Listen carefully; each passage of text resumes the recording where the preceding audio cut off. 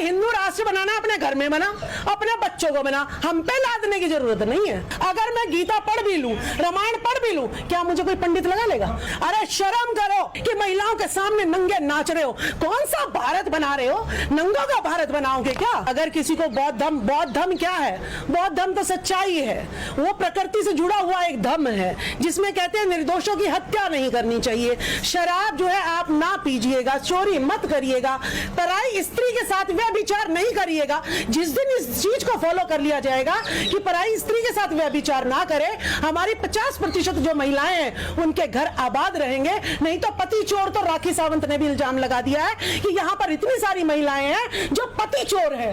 ये पति चोरी रुक जाएगी और हमारा जो साम्राज्य है वो भी तहस नहस इसी वजह से होता है। शराब में और शबाब में, चाहे हमारे पहले राजा थे और चाहे अब नेता लगा लो, इनको शराब और शबाब में डुबो देते हैं और हमारे 85% के हकों को लुटवाते हैं ये लोग। भारत का संविधान रहते हुए अगर लोग खुले मंचों से ये कह रहे हैं कि हम इस संविधान को नहीं मानते, हम हिंदू राष्ट्र मानते हैं अपने आप को, तो आपको नहीं लगता कि वो वायलेशन कर रहे हैं? बिल्कुल, जो संविधान नहीं मानता है वो भारतीय नहीं है। सबसे पहले तो सिद्ध कर रहा है। जो ये कह रहा है कि मैं संविधान नहीं मानूंगा, वो तो सिर्फ भारत को छोड़ के ही चला जाए।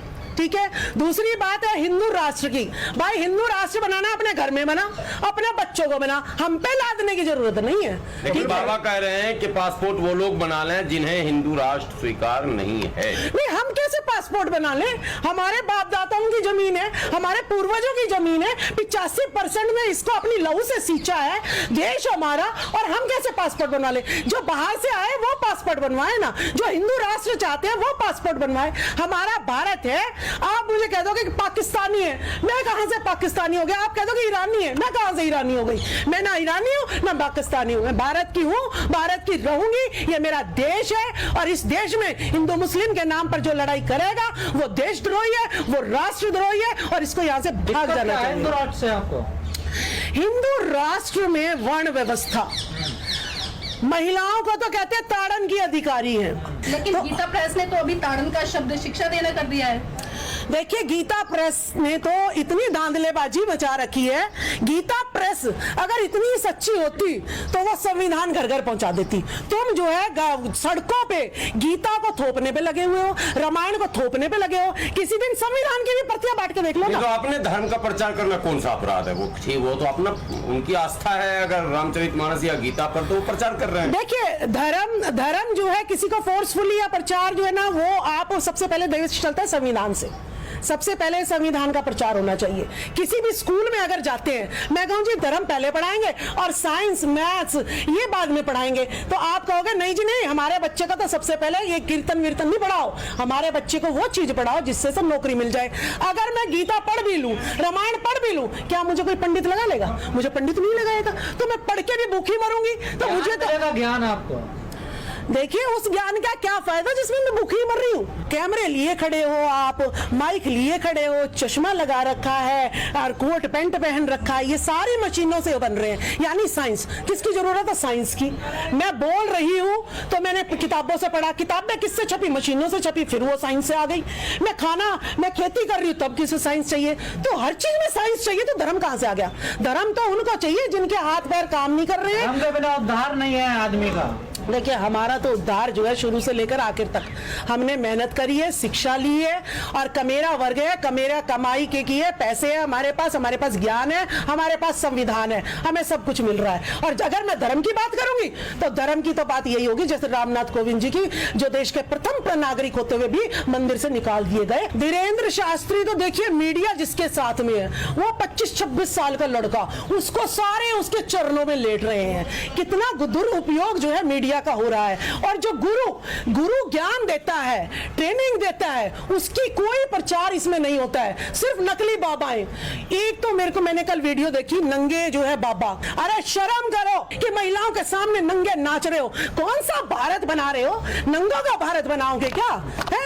नंगों का कि तुम भी नंगे और हम भी नंगे, तुम भी नंगे नाच रहे हो, चलो तुम भी नंगे हो जाओ। हमें ऐसी धर्म गाथा नहीं चाहिए, हमें ऐसी चीजें नहीं चाहिए। और अगर धीरेन्द्र शास्त्री इतना ही वो बन रहा है, हमें हमें बता देना कहाँ कौन सा दुश्मन छुपा बैठा है, हम जाके पुलिस वाले जो है हमारे सिपाही जो है उस पर धराशायी कर दे। हैं इतने पुलवामा अटैक हो रहा है, कहीं कुछ कोई सा अटैक हो रहा है, ये अटैक होना बंद हो जाए। अगर ज्यादा जादूगरी जानता है, कल एक पंडित की बात आई, कहता है जी उसका बेटा ना क्रैश में होके मर गया। मैं कहा बताओ भाई, पंडित का बेटा पोता क्रैश होके मर गया हवाई जहाज, बताओ उसने उसकी कुंडली नहीं बनाई क्या?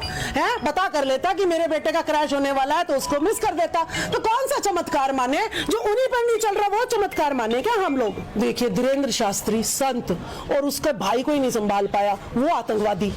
बताओ, मैं अगर तलवार उठा लूं, मैं कहूं भाई मैं तो मौर्य साम्राज्य की हूं और हमारे पूर्वजों ने तो तलवार उठाना सिखाया है, तो ये हमें आतंकवादी कह देते हैं। जैसे स्वामी प्रसाद मौर्य जी ने सिर्फ यही कहा कि भाई 85% को गाली दी हुई हम बर्दाश्त नहीं करेंगे, उस पर तो फरसा लेके संत खड़ा हो जाता है, 25 लाख की जो है ना फिरौती लगा देता कि भाई जो इसका गर्दन कटवा के। एक तो संत हो आप, तो किसी को मारने की तो बात ही नहीं कर सकते। दूसरा, संत के पास इतना रुपया आया कैसे? ईडी के छापे तो वहीं लग जाने चाहिए। धीरेन्द्र शास्त्री इतने बड़े छोटी सी उम्र में इतने किलों में जो है अपना वो जगह बनाई हुई है, और उसके एक वीडियो वायरल हुए, देखो मूर्ख इकट्ठे हो गए हैं। तो हम भोले भाले लोगों को ये मूर्ख कह रहे हैं, इन्हें ये नहीं पता 85 जिस दिन ये मूर्ख जिस दिन जाग गए, ये मूर्ख नहीं है, इसके इतिहास को मिटाया गया है।